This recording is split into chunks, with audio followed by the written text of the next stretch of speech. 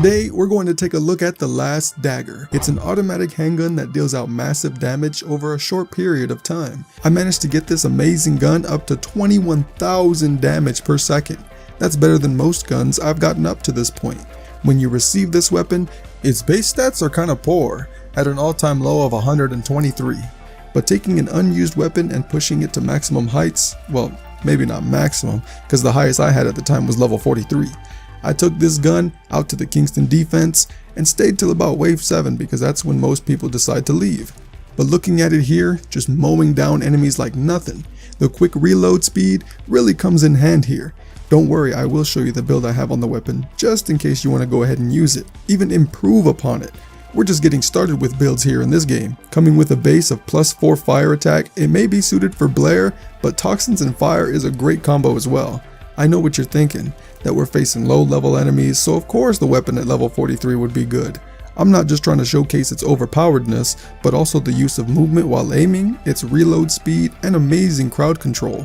Plus it comes with a really cool reload animation which I thought was icing on the cake. If we take this weapon to my current location on the Echo Swamp, we can clearly see this beast making short work of these enemies, and its potential for being an automatic pistol is insane. The build I have on this isn't anything too crazy. Here it is on the screen now. So looking at this, we can clearly see more improvements yet to be seen. I think I found my new favorite gun though. This handgun and me and this handgun. Anyway, if you want to find out how to get this gun, stay tuned, we will go into that right now. Real quick before we get into that though, I just want to mention its unique ability, Ultimatum. Defeating an enemy grants the unique ability Patience. On hitting an enemy while at max stats, it fires enhanced rounds. And then when you hit an enemy with enhanced rounds, Patience is reset and it inflicts stun on the enemies. This will be fantastic against bosses, I think. Killing the enemies around the map for enhanced rounds, then popping the boss, absolutely fantastic.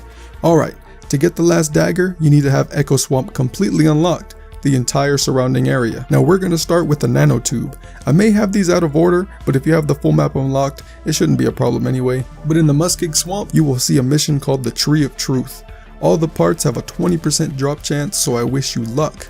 This one is very simple. All you have to do is control an area while killing enemies, then delivering the organic matter of the tree to this location. Do this until the part drops for you. It happened pretty quick for me, so there's that. In order to get the next piece, which is the Polymer Sink, we need to head south to the Misty Woods. You're looking for a mission called the Cooper Transport Route. This part dropped for me in about 10 minutes, so it wasn't too bad, but like I said, I wish you guys the best. They don't make it easy. This has to be the easiest mission to do in the entire map though. All you have to do is stand over these ores for 15 seconds without leaving them to destroy them. Do this with people to lessen the time, otherwise you have to do this 7 times solo. And eventually you will get the part to drop for you like as shown on screen. Then we're good to go to the next area. Next up is the synthetic fiber, which can be found in the abandoned zone really close to the center of the area. It's pretty hard to miss. I had a heck of a time getting this one to drop for me. I've gotten like 3 of the 2.5 chance items before I got the fiber, which is crazy. You know, I don't really remember blinking while grinding to get this part to drop. This is pretty straightforward. All you have to do is defeat the enemies around the area, following the objective, destroy the wavelength jammer, and defeat a series of 3 boss spawns in the center. Do this until you get the fiber part to drop for you. If you run your grind for these parts, I applaud your patience, cause man. The last part we need is the blueprint.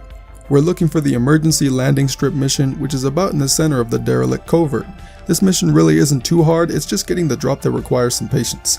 All you have to do is defeat enemies in 3 different areas, using the bombs that the last enemy drops and destroying all A, B, and C locations. Then a final boss of sorts will spawn and you have to defeat them.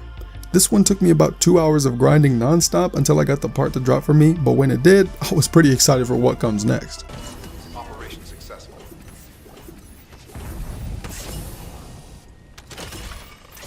Head into Albion and speak with Anaïs. Head into the weapons tab and choose your Last Dagger handgun. Now this will require about 4 hours of real life time to build, as well as 100,000 gold to make as of this video. But if you just gunned it and decided to grind all these parts in one, trust me, you'll have more than 100,000 gold. Go ahead and craft your reward and enjoy it to the full potential that it is. If you changed my build for it and have any suggestions, feel free to put them in the comments.